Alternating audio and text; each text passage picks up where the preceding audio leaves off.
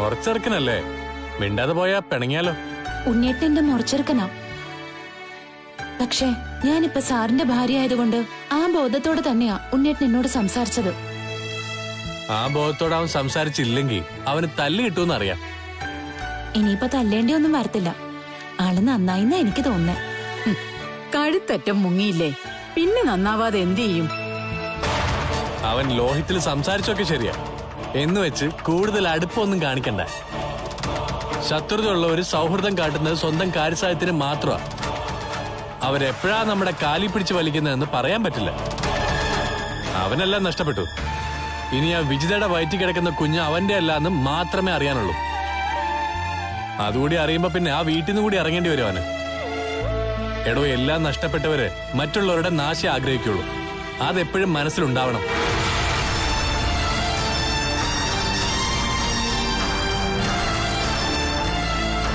അവൻ പറഞ്ഞ ശരിയാ മോളെ.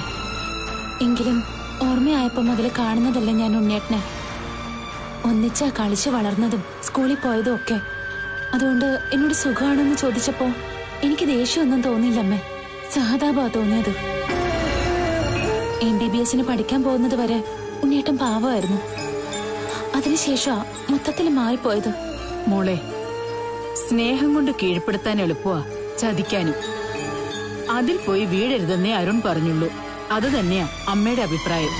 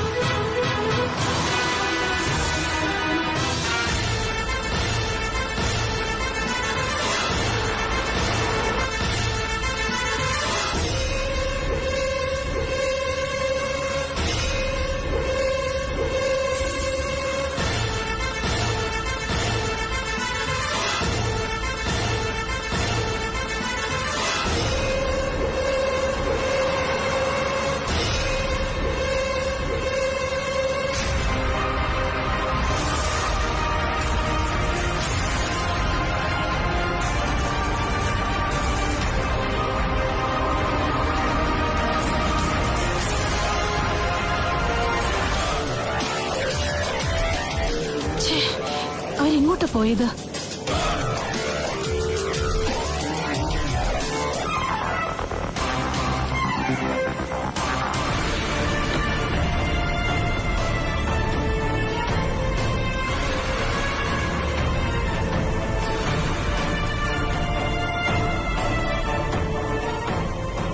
ആ, ഇവിടെ ഉണ്ടായിരുന്നോ?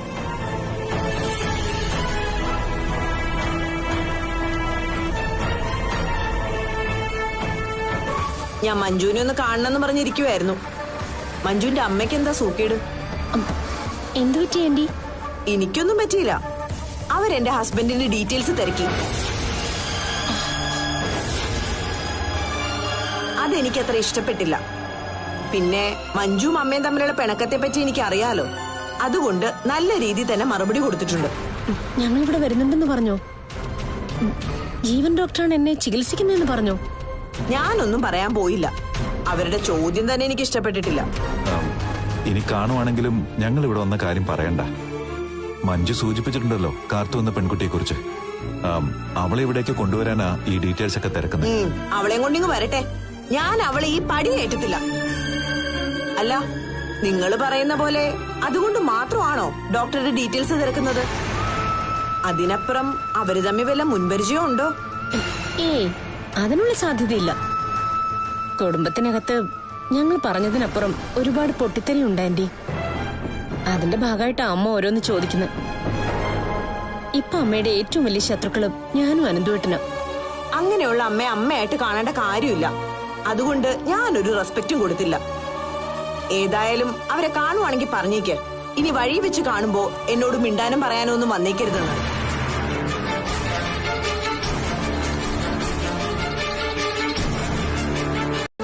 ചേച്ചി, വീണ്ടും അമ്മയ്ക്ക് പ്രഷർ കൂടി.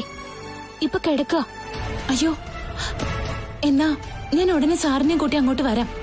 ഇവിടുന്ന് ഇന്നലെ അങ്ങോട്ട് പോയതല്ലേ ഉള്ളൂ. അതുകൊണ്ടാ വരണമെന്ന് ഞാൻ പറയാത്തത്. അതിനെന്താ? അപ്പച്ചിയെ കാണാൻ വരുന്നത് എനിക്കും സാറിനും സന്തോഷമാ. പിന്നെ വയ്യാതിരിക്കുമല്ലേ, ആ സമയത്ത് ഞങ്ങൾ അവിടെ വേണ്ടേ? എന്നാ പെട്ടെന്ന് പോരെ ചേച്ചി. അമ്മയുടെ മനസ്സിൽ എന്താന്ന് പറയുന്നില്ല. നിങ്ങൾ വന്നൊന്ന് സംസാരിക്കേ. ശരി മോളെ. മാളുവാ വിളിച്ചത്. വീണ്ടും അപ്പച്ചിക്ക് വയ്യാന്ന്, പ്രഷർ കൂടിയെന്നാ പറഞ്ഞത്. ദേവിക്ക് എന്താ സംഭവിച്ചെന്ന് അറിയില്ലല്ലോ. ഞാൻ പവിത്രേടത്തിയോട് പറയട്ടെ ഇങ്ങോട്ട് വരാൻ. എത്രയും പെട്ടെന്ന് അവിടം വരെ ചെല്ലണമെന്നാ മാളു പറഞ്ഞത്. എന്നാ പിന്നെ അരുണിനെയും കൂട്ടി മോള് പൊയ്ക്കോ.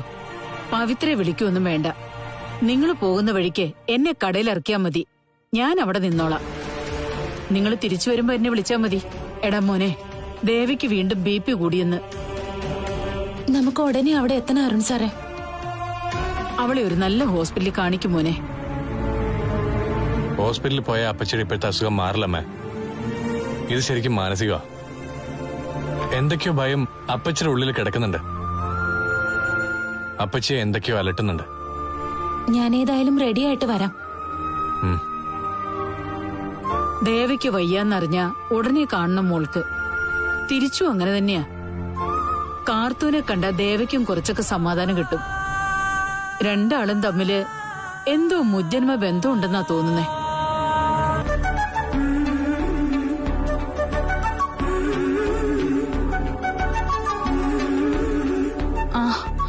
മോളും മോനും വന്നോ? അയ്യോ, എന്നെ കണ്ട അപ്പച്ചി? എനിക്ക് കുഴപ്പമൊന്നുമില്ല. അപ്പച്ചി ആരെങ്കിലും കാണുകയോ മറ്റോ ചെയ്തിരുന്നോ? ഇല്ല. പിന്നെ എന്തിനാ ഇങ്ങനെ തളരുന്നേ? ഞാൻ പറഞ്ഞല്ലോ മോളെ, അടുത്ത് തന്നെ സംഭവിക്കാൻ പാടില്ലാത്തതെന്തോ സംഭവിക്കാൻ പോകുന്ന പോലൊരു തോന്നല്. എന്ത് സംഭവിച്ചാലും ഞങ്ങളൊക്കെ ഇല്ലേ അപ്പച്ചി കൂടെ? ഞങ്ങൾക്ക് എന്തെങ്കിലും സംഭവിച്ചിട്ടേ അപ്പച്ചിക്ക് എന്തെങ്കിലും പറ്റൂ? മനുഷ്യന്റെ കാര്യങ്ങളെ മോനെ, എപ്പോഴാ എല്ലാവരും ഒരാളെ തള്ളിപ്പറയാന്ന് പറയാൻ പറ്റില്ല. ഞങ്ങളുടെ തല പോയാലും ശരി, ഞങ്ങൾ ആരും അപ്പച്ചിയെ തള്ളിപ്പറയാൻ പോകുന്നില്ല.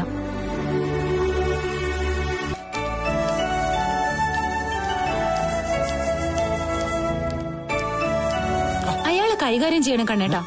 പറഞ്ഞു വിലക്കണം അമ്പലത്തിലേക്ക് വരരുതെന്ന്.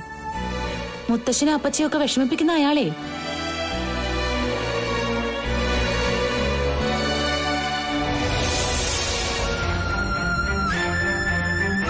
അവരെ മോള് കണ്ടോ? അമ്പലത്തിലുണ്ടായിരുന്നു. ഞങ്ങൾ ഒന്ന് രണ്ടും പറയുകയും ചെയ്തു. അതിനിടയ്ക്ക് അയാളെ അങ്ങോട്ട് കുറ്റപ്പെടുത്തിയപ്പോ അയാൾ കാർത്തൂനൊന്ന് കുത്തി. മോളെ അരുൺ കല്യാണം കഴിച്ച ശേഷമാണ് അരുണിന്റെ കുടുംബത്തിൽ കലഹം ഉണ്ടായെന്ന്. അയാൾ അങ്ങനെ പറഞ്ഞോ? അങ്ങനെയാണെങ്കിൽ ആ പറഞ്ഞവനിട്ട് രണ്ടെണ്ണം പൊട്ടിക്കണല്ലോ കണ്ണേട്ടാ. ഏതാവൻ? പൊട്ടിക്കേണ്ടി വരും ദീപം. നീ തന്നെ ചിലപ്പോ ചെയ്യേണ്ടി വരും. ഒന്ന് പറഞ്ഞാ മതി. അവനെ കാലെ വാരി നിലത്തടിക്കുന്നവരെ ഞാൻ ഏറ്റു. പിന്നെ അയാൾ എന്തൊക്കെയാ പറഞ്ഞത്? ഞാൻ കരള് ദാനമായിട്ട് കൊടുത്തത് മാളൂനോടുള്ള സ്നേഹം കൊണ്ടല്ല, അപ്പച്ചിയെ മാളൂനെയൊക്കെ സ്വാധീനിക്കാനാണെന്ന്. ഇതെല്ലാം മഞ്ജു പറഞ്ഞു കൊടുത്തതായിരിക്കും. ഈ പരിസരത്തേക്ക് വരരുതെന്ന് ഞാനും അരുണും ഒക്കെ അയാളോട് പറഞ്ഞിട്ടുള്ളതാ. അതും പോരാഞ്ഞ് എന്റെ കുഞ്ഞിനോട് ഇങ്ങനെയൊക്കെ സംസാരിക്കുന്നത്? അതിനയാൾക്ക് എന്താ അർഹതയുള്ള? അതെ, അതൊക്കെ നമുക്ക് നേരിട്ട് പോയി ചോദിക്കാം. നീ ആ നമ്പറിൽ വിളിച്ചിട്ടേ അയാളൊന്ന് കാണണമെന്ന് പറ. തല്ലിനും വഴക്കിനും ഒന്നും പോണ്ട. തല്ലന്റെ അടുത്ത് തല്ലണ്ടേ കാർത്തു? അയാളോട് എന്തായാലും താക്കീതോടെ പറയണം, ഇനി ഇവിടേക്കൊന്നും വരരുതെന്ന്. പറഞ്ഞിട്ട് അവൻ കേൾക്കുന്നില്ലല്ലോ. അതുകൊണ്ടേ പറയേണ്ട രീതിയിൽ പറഞ്ഞേ പറ്റൂ. മോൾ ഇനി അയാളെ എവിടെ വെച്ച് കണ്ടിരുന്നാലും പരമാവധി സംസാരിക്കാണ്ടിരിക്കുക. ഇനി അഥവാ സംസാരിക്കുകയാണെങ്കിൽ തന്നെ അയാളുടെ മുഖത്തടിക്കുന്ന രീതിയിലേ സംസാരിക്കാവൂ. കാർത്തു അങ്ങനെ തന്നെയാ പറഞ്ഞത്. എനിക്ക് എന്നെ അത്ഭുതം തോന്നി. മുത്തശ്ശനെ അപ്പച്ചിയൊക്കെ വേദനിപ്പിക്കുന്ന അയാളോട് എനിക്ക് വെറുപ്പാ. അയാളെ കൊല്ലാനുള്ള ദേഷ്യമുണ്ട്.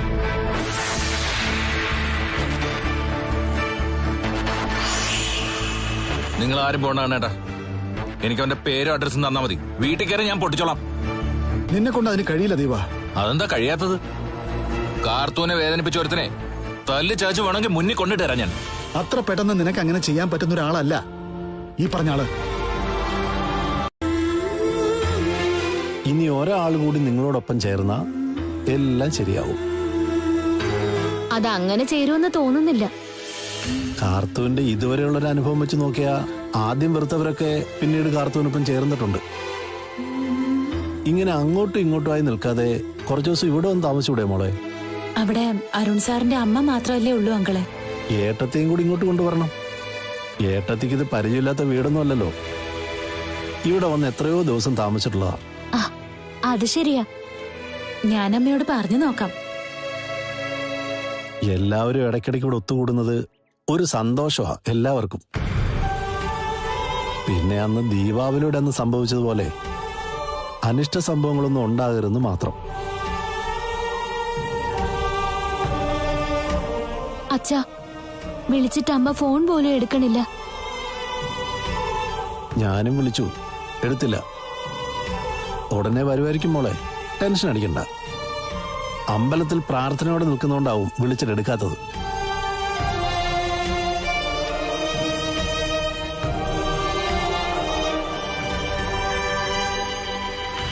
മാള് വിഷമിക്കണ്ട. അങ്കിള് പറഞ്ഞതുപോലെ അപ്പച്ചി ഉടനെ വരുമായിരിക്കും.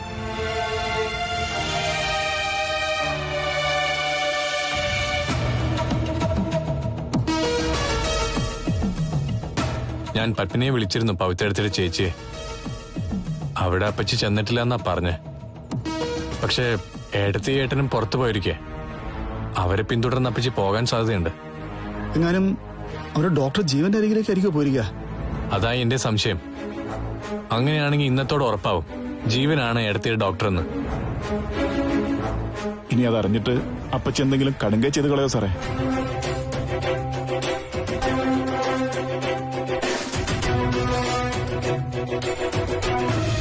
ഒന്നും പറയാൻ പറ്റില്ല പാപ്പ. മനസ്സിനെ നിയന്ത്രിക്കാൻ കഴിയാതെ ഓടി നടക്കുക അരുണ്ട് അപ്പച്ചി. ഇപ്പോ നമ്മളാരും കഥകൾ അറിഞ്ഞിട്ടില്ല എന്ന അപ്പച്ചിയുടെ വിശ്വാസം. അതുകൊണ്ട് നമ്മൾ അറിയുമ്പോൾ ഉള്ള നാണക്കേട്, അപമാനം, അതൊക്കെ അപ്പച്ചി അലട്ടുന്നുണ്ട്. അതൊഴിവാക്കാൻ ചിലപ്പോ നമ്മൾ ഭയക്കുന്ന പോലെ അപ്പച്ചി ചെയ്തെന്നും വരാം. എങ്കിലും മനസ്സിന് കുറച്ച് കട്ടിയുള്ള കൂട്ടത്തില്ല. അങ്ങനെയുള്ളവര് പെട്ടെന്നൊന്നും മരണത്തെപ്പറ്റി ചിന്തിക്കില്ല. ഈ ജീവന്റെ കയ്യും കാലും തല്ലി ഒടിച്ചിടേണ്ടോ? നീ മലയ്ക്ക് പോവാൻ മാലിട്ടിരിക്കുക. വേണ്ട, ദീപന്റെ ചേട്ടനായി പോയി. അതുകൊണ്ടാ ഞാൻ അതിനെപ്പറ്റി ഒന്നും ചിന്തിക്കാത്തത്. ആ, അവന്റെ ഇടയ്ക്ക് തന്നെ പോയി പറഞ്ഞാൽ മതി ഏട്ടന്റെ കാര്യം. പിന്നെ അനിയൻ തന്നെ ഏട്ടന്റെ കയ്യും കാലും തല്ലി ഒടിച്ചോളൂ. ഈ ജീവനെ കാണുമ്പോഴേക്കും അയാൾ പറയുന്നുണ്ട് അയാളുടെ ഭാഗത്ത് ന്യായമുണ്ട്, അതാരും കേൾക്കാൻ തയ്യാറാവുന്നില്ലെന്ന്. ഇനി ഇടയ്ക്ക് എന്തെങ്കിലും ചതി പറ്റി കാണുവാരുടെ? ഒരു ചതിയും പറ്റാനിടയില്ല. ഞാൻ പറഞ്ഞല്ലോ കണ്ണേട്ടനോട്, അപ്പച്ചിക്ക് ഒരു 10-12 വയസ്സ് കഴിഞ്ഞ ശേഷമാ ഇപ്പോഴത്തെ സ്വഭാവം വന്നത്. അതുവരെ അപ്പച്ചി പാവമായിരുന്നു, മുത്തച്ഛനെ പോലെ. ഈ സംഭവത്തിന് ശേഷമായിരിക്കും സ്വഭാവം മാറിയത്. അതിന്റെ ഫലം അനുഭവിക്കേണ്ടി വന്ന പാവം ശരത്താങ്കള. അദ്ദേഹം ഇനി എത്ര പാവമാണെങ്കിലും ഭാര്യയുടെ കഴിഞ്ഞകാല കഥകൾ അറിഞ്ഞാൽ അത് എത്രത്തോളം ഉൾക്കൊള്ളുന്നു പറയാൻ പറ്റില്ല. കാർത്തൂനെ ഏതായാലും ജീവനെ കണ്ടെടുത്താ കണ്ടുടാ. എത്ര കാല ദേഷ്യം നിലനിൽക്കും കണ്ണ? നാളെ മഞ്ജുവല്ല കാർത്തുവാണ് മകളെന്നറിഞ്ഞ അയാൾ കാർത്തുവിന് അരികിലേക്ക് വരില്ലേ? മുന്നിൽ നിൽക്കുന്നത് സ്വന്തം അച്ഛനാന്നറിഞ്ഞ കാർത്തു അയാളെ സ്നേഹിക്കാതിരിക്കുവോ? ഒരിക്കലും സ്നേഹിക്കില്ല. എന്റെ മോൾക്ക് ഏട്ടനും അച്ഛനും ഒക്കെ ആയിട്ട് ഒരാളേ ഉള്ളൂ, അത് ഞാനാ. അതിന് എന്റെ മരണം വരെ അങ്ങനെ തന്നെ ആയിരിക്കും. കാർത്തു ഇടയ്ക്ക് പറയുന്നത് നീ കേട്ടതല്ലേ? എന്നെ കാട്ടിലുപേക്ഷിച്ച അമ്മയെ കണ്ടു കഴിഞ്ഞാൽ മുഖത്ത് കാറി തുപ്പുന്നു. പിന്നെ ആ അമ്മയെ വഞ്ചിച്ച ഒരുത്തനെ എന്റെ കുട്ടി സ്നേഹിക്കുവോ? കാർത്തുവിന്റെ സ്വഭാവം നമുക്ക് അളക്കാൻ പറ്റില്ല കണ്ണേട്ടാ. ജീവൻ സ്വന്തം അച്ഛനാണെന്ന് അറിഞ്ഞാ പപ്പേട്ടൻ പറഞ്ഞ പോലെ സ്വഭാവത്തിലൊക്കെ മാറ്റം വന്നേക്കാം. കൊല്ലാൻ വരുന്നവനെ പോലും സ്നേഹിക്കുന്ന സ്വഭാവ. പിന്നെ അങ്ങനെ ചിന്തിക്കുന്നതിൽ ഒരു തെറ്റുമില്ല. ഏതായാലും ഞാനൊന്ന് അന്വേഷിക്കാൻ പോവാ. അപ്പച്ചി എവിടെയുണ്ടെന്ന് എത്രയും പെട്ടെന്ന് കണ്ടെത്തണം. അതുപോലെ ഏട്ടനും ഏട്ടത്തി എവിടെയുണ്ടെന്നും. എടാ കണ്ണ, ആ പോയത് കാർത്തുവിന്റെ ഭർത്താവ് മാത്രമല്ല. നീ ജയിലിലേക്ക് പോയപ്പോ ജീവിക്കാൻ കാർത്തുവിനും പവിത്രയ്ക്ക് ഒരു അവസരം ഉണ്ടാക്കി കൊടുത്ത ആളാ. അതിന്റെ ഗുണം ഞാൻ ഉൾപ്പെടെയുള്ളവർ പറ്റിയിട്ടുമുണ്ട്. അതൊന്നും മറക്കാൻ പറ്റില്ല. അതുകൊണ്ട് അവർക്കൊരു അടി പറ്റുമ്പോ അത് പരിഹരിക്കേണ്ടത് നമ്മുടെ കടമയാ. എന്തായിരുന്നേ? ഒരു രക്ഷയില്ല. അപ്പച്ചി പോകാൻ സാധ്യതയുള്ളിടത്തൊക്കെ പോയി. ആ ജീവനെ വിളിച്ചിട്ട് എടുക്കുന്നുമില്ല. സൈബർ സെല്ലിൽ പരിചയമുള്ള ഒരാളുണ്ട്, അയാളോട് വിളിച്ച് പറഞ്ഞിട്ടുണ്ട് അപ്പച്ചിയുടെ നമ്പർ ഒന്ന് ട്രേസ് ഔട്ട് ചെയ്യാൻ. അതുകൊണ്ട് ചിലപ്പോ അപ്പച്ചിയുടെ ലൊക്കേഷൻ ട്രേസ് ചെയ്യാൻ കഴിഞ്ഞേക്കും. ജീവന്റെ വീട്ടിലേക്ക് ഇരച്ചു കയറി ചെന്നിട്ട് അയാളുടെ ഭാര്യയോട് എല്ലാം അങ്ങ് വെളിപ്പെടുത്തണം. എങ്ങനെ വെളിപ്പെടുത്തുന്ന പപ്പേട്ടൻ പറയുന്നത്? അവര് ഭർത്താവിനെ സംശയിക്കുകയും അയാളുടെ കാമുകിമാരെ തേടി നടക്കുന്ന ഒരു സ്ത്രീയാ. അത് ശരിയാ. അവര് ഈ സംഭവം അറിഞ്ഞു കഴിഞ്ഞാൽ നേരെ അരുണിന്റെ അപ്പച്ചിയുടെ വീട്ടിലേക്ക് ചെല്ലും. എന്നിട്ട് അരുണിന്റെ അമ്മാവന്റെ മുമ്പ് വെച്ച് സകലതും വെളിപ്പെടുത്തുകയും ചെയ്യും. അതുകൊണ്ട് സൂക്ഷിച്ചേ ഓരോന്നും ചെയ്യാൻ പറ്റുള്ളൂ പപ്പാ. ഇക്കണക്കിന് പോയാ അവനെ തല്ലി കൊല്ലേ നിവൃത്തിയുള്ളൂ. ആ മലയ്ക്ക് പോവാൻ മാലയിട്ടിരിക്കുക, എന്നിട്ടും അവന് നിയന്ത്രിക്കാൻ പറ്റുന്നില്ല. മല ചവിട്ടി 18-ാം പടി കയറുമ്പോ പപ്പേട്ടൻ പ്രാർത്ഥിക്കണം. എന്റെ അപ്പച്ചിക്ക് സ്വന്തം കുഞ്ഞിനെ കാട്ടിലെറിയേണ്ടി വന്നു. അതിന് സാഹചര്യം ഒരുക്കി അവന് നാവനക്കാൻ കഴിയാതെ കിടക്കണേന്ന്. പിന്നെ സത്യങ്ങൾ പുറത്തു വരില്ലല്ലോ. എന്റെ ജീവിതത്തിൽ ഞാൻ ഇത്രയും ഭയന്നിട്ടില്ല. ഞാനും അങ്ങനെ തന്നെയാണ് അരുണേ. ജയിലിലേക്ക് പോയപ്പോ ഇല്ലാത്ത സങ്കടവും ഭയവാ എനിക്കിപ്പോ. അരുണിന്റെ അപ്പച്ചിയെ മുത്തച്ഛനെയൊക്കെ കൊല്ലാതെ കൊന്നവൻ ഇപ്പൊ നമ്മളെയൊക്കെ വിഴുങ്ങിക്കൊണ്ടിരിക്കുക. ഇനി എവിടെ പോയാ ഒന്ന് അന്വേഷിക്കേണ്ടത്? കാർത്തു മാളും ആണെങ്കിൽ വിളിയോട് വിളിയാ. എന്നെയും വിളിച്ചായിരുന്നു കാർത്തു. സാറിന്റെ ഏട്ടനെടുത്തിയും വീട്ടിലെത്തിയോ? അവരിതുവരെ അവിടെ എത്തിയിട്ടില്ല. മിക്കവാറും അവർക്ക് പിന്നാലെ ആയിരിക്കും അപ്പച്ചി പോയത്. ആ ഡോക്ടർ ജീവന്റെ വീട്ടിലെ നമ്പർ ഉണ്ടോ? ഉണ്ട്, ഒന്ന് വിളിച്ചു നോക്ക്.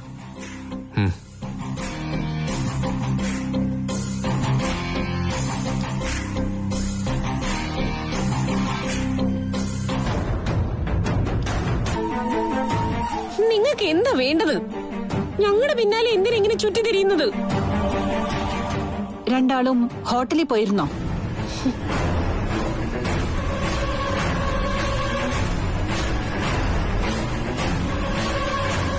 അവിടുന്ന് ആഹാരമൊക്കെ കഴിച്ചു അല്ലേ? ഹോട്ടലിൽ പോകുന്നത് ആഹാരം കഴിക്കാനല്ലാതെ പിന്നെ ഹോട്ടൽ കാണാനാണോ? നിങ്ങൾ രണ്ടാള് മാത്രമല്ല, മൂന്നാമതൊരാൾ കൂടെ നിങ്ങളുടെ കൂടെ ഉണ്ടായിരുന്നു. എവിടെയാള്?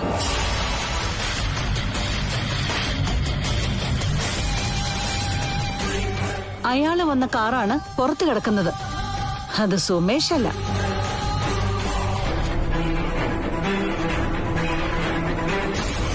ആ കാറിന്റെ അവകാശി എവിടെന്നാ ഞാൻ ചോദിച്ചത്.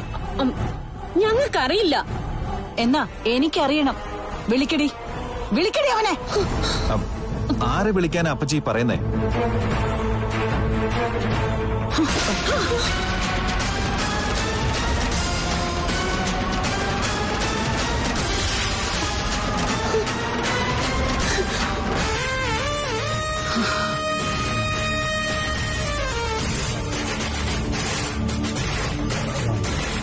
ഇവളെ തല്ലിയിട്ട് കാര്യമില്ല. പക്ഷേ ഇവക്ക് വേണ്ടി നീ കള്ളം പറയുന്നത് എനിക്ക് സഹിക്കാൻ പറ്റില്ല. വിളിക്കേണ്ട അകത്തിരിക്കുന്നവനെ.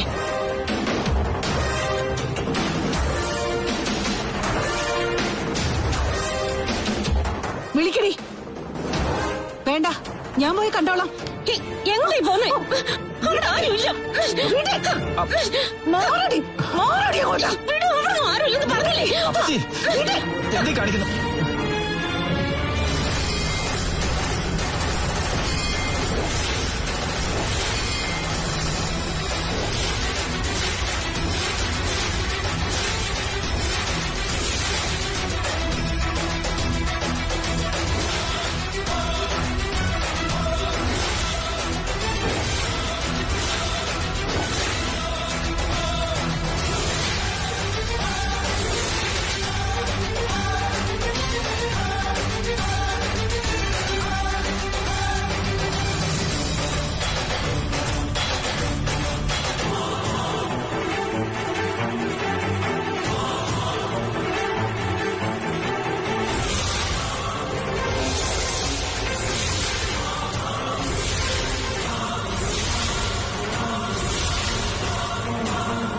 നിനക്കെന്താ ഇവിടെ കാര്യം?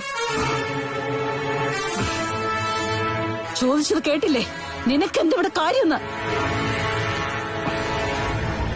ഞാൻ അനന്തവും മഞ്ജുവും വിളിച്ചിട്ട് വന്നതാ. ഞാൻ മഞ്ജുവിന്റെ ഡോക്ടറാ.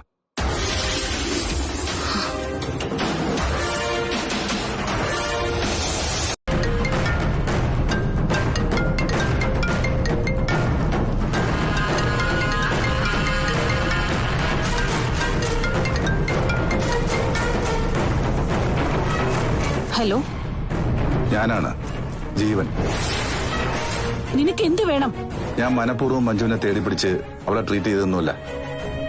വളരെ യാദൃച്ഛികമായി എന്റെ അടുത്ത് വന്ന് പെട്ടതാ. ഹലോ, നീ ഇപ്പൊ എവിടെയുണ്ട്? മഞ്ജുവിന്റെ വീടിനടുത്തുള്ള ക്ഷേത്രത്തിന്റെ അടുത്തുണ്ട്. എനിക്ക് നിന്നെ ഒന്ന് കാണണം, പറ്റുമോ? അതിനെന്താ? എന്നെ കാണുമ്പോ ചിലപ്പോ മുഖമടിച്ച് തല്ലുമായിരിക്കും. എന്നാലും കുഴപ്പമില്ല, കാണാം. എവിടെ നിൽക്കണം ഞാൻ? ഇപ്പൊ നിൽക്കുന്നിടത്ത് തന്നെ നിന്നാ മതി. ഞാൻ അവിടെ എത്തിക്കോളാം. ശരി.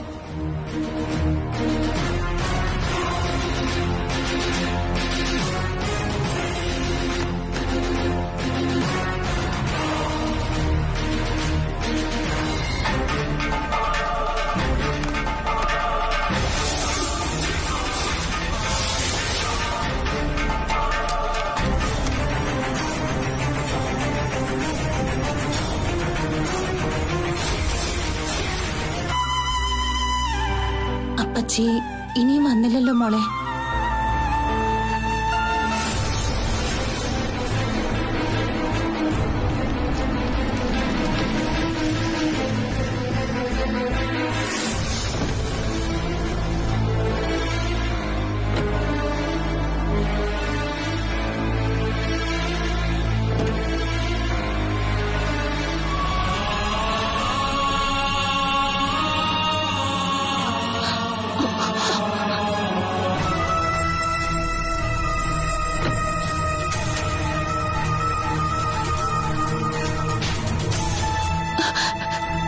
എന്തു പറ്റി അപ്പച്ചി?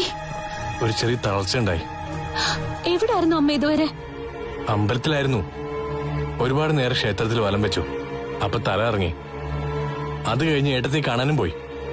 അവര് മനസ്സ് വേദനിപ്പിക്കുന്ന രീതിയിൽ സംസാരിച്ചു. അതൊക്കെ അറിയാലോ അമ്മ, പിന്നെ എന്തിനാ അങ്ങോട്ട് പോകുന്നത്? എനിക്കൊന്ന് കിടക്കണം. അകത്ത് വാ.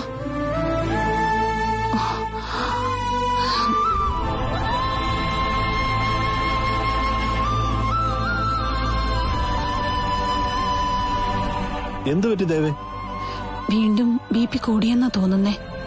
ഞാൻ ഹോസ്പിറ്റലിൽ കൊണ്ടുപോയിട്ട് അങ്കിളെ വരുന്നേ. ഡോക്ടർ മരുന്ന് കൊടുത്തിട്ടുണ്ട്. അവിടെ കിടക്കണ്ടെന്ന് പറഞ്ഞു. ഇനി എങ്ങോട്ടെങ്കിലും താൻ പോകുന്നുണ്ടെങ്കിൽ എന്നോട് പറയാതെ പോകരുത്. അപ്പച്ചി വാ.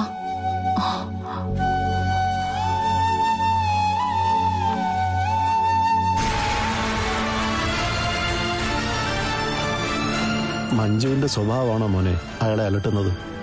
അതെ. അല്ലാതെ അയാൾക്ക് മറ്റു പ്രശ്നങ്ങളൊന്നുമില്ലല്ലോ? ഹേയ് ഇല്ലെങ്കിലേ. വേറെ ഒന്നും കൊണ്ടല്ല, നിങ്ങളൊക്കെ അറിയുന്ന അത്ര പോലും ഞാൻ അയാളെക്കുറിച്ച് അറിയുന്നുണ്ടാവില്ല. ഇടയ്ക്ക് മഞ്ജു എന്നെ വിളിച്ചിരുന്നു. അവൾക്കൊരു കുഞ്ഞ് ജനിക്കാൻ പോകുന്നതാണ് അമ്മയുടെ പ്രശ്നമെന്നാ അവള് പറയുന്നത്. അതിലെന്തെങ്കിലും സത്യം ഉണ്ടെന്ന് അങ്കിളിന് തോന്നുന്നുണ്ടോ? അവള് പോകുന്ന ഡോക്ടറെ അടുത്തേക്ക് കാർത്തൂനെയും കൊണ്ട് അരുൺ പോകുമോ എന്ന് അവൾക്ക് ഭയമുണ്ട്. ആ ഭയത്തിനൊന്നും അടിസ്ഥാനം ഇല്ലെങ്കിലേ. അവര് പോകുന്നിടത്തൊന്നും ഞാൻ കാർത്തൂനും കൂടെ പോകാൻ പോകുന്നില്ല. നിങ്ങളുടെ വിവാഹം കഴിഞ്ഞിട്ട് കുറച്ചാളായില്ലേ മോനെ? അതുകൊണ്ട് അങ്ങനെ പോകുന്നതിൽ തെറ്റില്ല. ആ ഡോക്ടർ വളരെ നല്ല ഡോക്ടറാണെങ്കിൽ അദ്ദേഹത്തെ പോയി കാണണം. ഒരു ഡോക്ടർ ഒരാളുടെ മാത്രം സ്വത്തല്ലല്ലോ. അയാളെ കൊണ്ട് ഗുണമുണ്ടാവുമെങ്കിൽ ആർക്കും അയാളെ കാണാം. പരമാവധി അങ്കിള് മഞ്ജുവാർത്തിയായിട്ട് സംസാരിക്കണ്ട. അവരാകെ തെറ്റിദ്ധാരണയില്ല.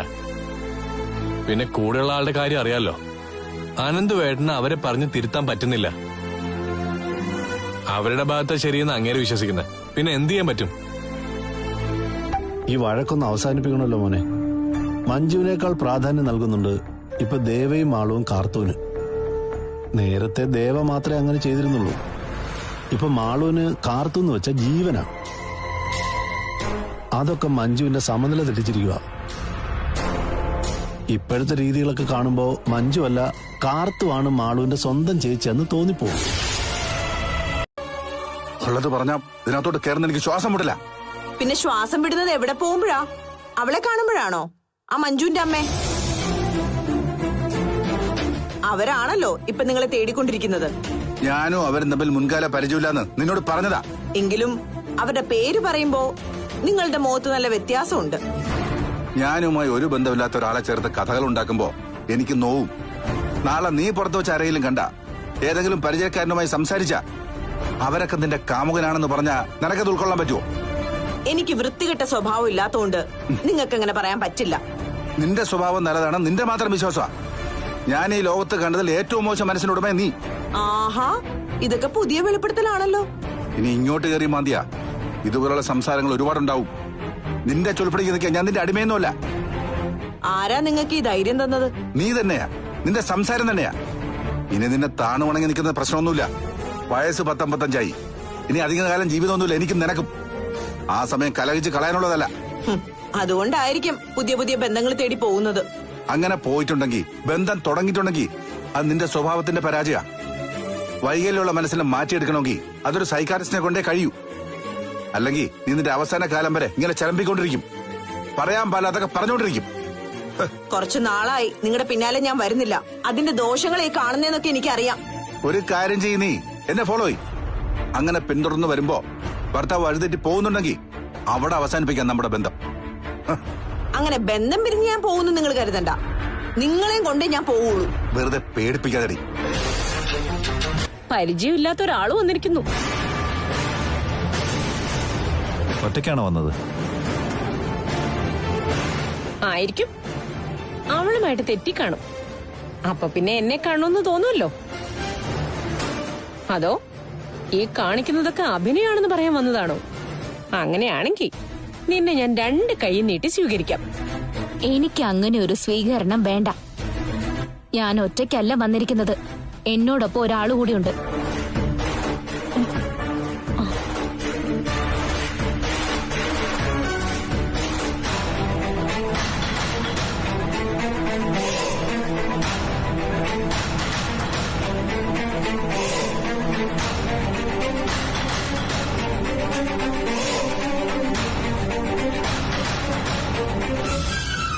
ഇവളെയും കൂട്ടി എന്തിനാ ഇങ്ങോട്ട് വന്നത്? ഇവിടെ കാലെടുത്ത് വെക്കാൻ നിനക്ക് എങ്ങനെ ധൈര്യം വന്നടി? അപ്പച്ചി പോയ ശേഷം ഈ ജീവനും അപ്പച്ചിയും തമ്മിൽ എന്താ ബന്ധമെന്ന് അയാൾ വെളിപ്പെടുത്തുകയോ മറ്റോ ചെയ്തായിരുന്നോ? പണ്ടെന്നോ പഠിച്ചിരുന്ന കാലത്ത് ഈ മോടെ അമ്മയും അയാളും തമ്മിൽ പരിചയം ഉണ്ടായിരുന്നെന്നോ അന്ന് ചെറിയ തോതിൽ ഉടക്കിയിട്ടുണ്ടായിരുന്നു എന്നൊക്കെ പറയുന്നു കേട്ടു. ഞാൻ അടുക്കളയിൽ മറഞ്ഞു നിന്നാ ഇതൊക്കെ കേട്ടത്. അമ്മ അയാള് കൊള്ളരുതാത്തവനാന്ന് വെളിപ്പെടുത്തിയിട്ടും അയാളെ ചേച്ചി സൽക്കരിക്കുക അല്ലേ? ഒന്നും പറയണ്ട മോളെ. മോളുടെ അമ്മയാ ഇപ്പോ മഞ്ജു മോളുടെ ഏറ്റവും വലിയ ശത്രു. അതിന് എല്ലാവിധ പിന്തുണയും കൊടുക്കുന്ന ഒരു കെട്ടിയോനും. ആനന്ദ് സാറിന്റെ കാര്യ പറഞ്ഞത്. ദേ, എല്ലാം കഴിഞ്ഞ ശേഷം ഡോക്ടർക്ക് സദ്യം കൊടുത്താ വിട്ടത്. ഇപ്പൊ അയാളും മഞ്ജുമോളെ ചികിത്സിക്കുന്ന ഒരാളായിട്ടല്ല കാണുന്നത്, സ്വന്തം മോളായിട്ടാ. അങ്ങേർക്ക് മഞ്ജുമോളെ അത്രക്കിഷ്ട. തിരിച്ചു കുഞ്ഞിനും അങ്ങനെ തന്നെയാ. അല്ലെങ്കിലും അമ്മയെ വെറുക്കുന്നവരാണല്ലോ അവരുടെ മിത്രങ്ങൾ. മോളെ, ദയവ് ചെയ്ത് കാർത്തൂനെ വിളിച്ചോണ്ട് ഇങ്ങോട്ട് വരില്ലേ മോളെ. കാർത്തു നിന്ന നിൽപ്പിൽ മരിക്കണമെന്ന് ആഗ്രഹിക്കുന്ന കൂട്ടത്തിലാ മോളുടെ ചേച്ചി. അതെനിക്കറിയാം, അതുകൊണ്ട് വരണ്ടാന്ന് പറഞ്ഞതാ. എന്നിട്ട് കാർത്തു ചേച്ചിയാ എന്നെ നിർബന്ധിച്ച് ഇങ്ങോട്ട് കൊണ്ടുവന്നത്. കാർത്തൂന് അങ്ങനെ ചില കുഴപ്പങ്ങളുണ്ട്. പോകാൻ പാടില്ലാത്തോടത്തൊക്കെ കയറി ചെല്ലും.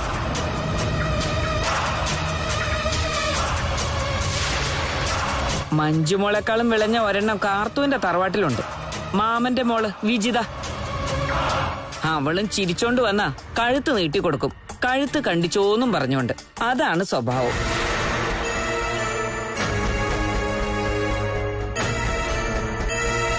ഏതായാലും ഞാൻ ഇതൊക്കെ പറഞ്ഞ കാര്യം മോളുടെ ചേച്ചി അറിയണ്ട. അറിയില്ല, പക്ഷേ ഇനിയും ഇതുപോലുള്ള ന്യൂസുകൾ ഞങ്ങൾക്ക് ചോർത്തി തരണം. അതൊക്കെ ഞാൻ ഏറ്റു.